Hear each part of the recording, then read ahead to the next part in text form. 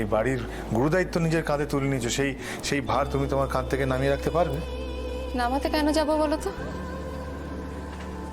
তোমার বাবার শরীরের খেয়াল রাখা, রানীকে মাধ্যমিক পাশ করানো, রেশমিকে ইংরেজি শেখানো, রিমলির পড়াশোনার দেখভাল করা, এগুলো সবকিছু তো আমি তোমার বন্ধু থেকেও করতে পারি সোম। এর জন্য তো তোমার বউ সেজে থাকার কোনো প্রয়োজন নেই। যাক, একটা জিনিস আমি নিশ্চিন্ত হলাম যে তুমি আমাকে ঘেন্না করো না। না, ভালোবাসো না, ঠিক আছে, কোনো ব্যাপার না, কিন্তু আমাকে বন্ধুর জায়গা থেকে সরিয়ে দাও।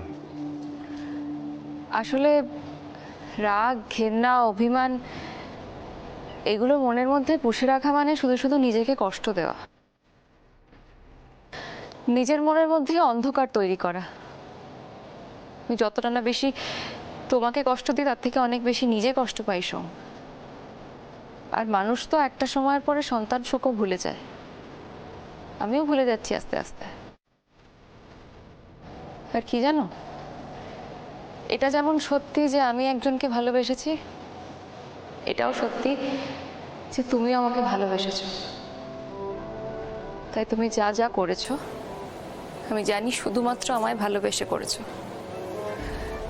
আমার প্রতি তোমার ভালোবাসা তোমাকে দিয়ে সবটা করিয়েছে সোম।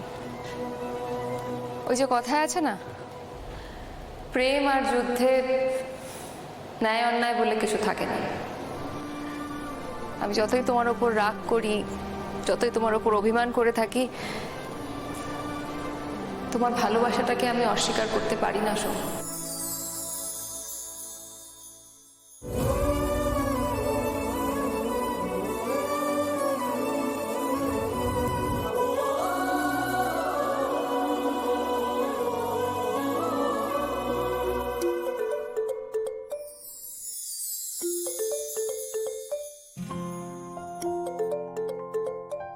বলছি, আমার দুটো হাতেই আটা লেগে রয়েছে, ফোনটা একটু রিসিভ করে আমার কানে ধরবে?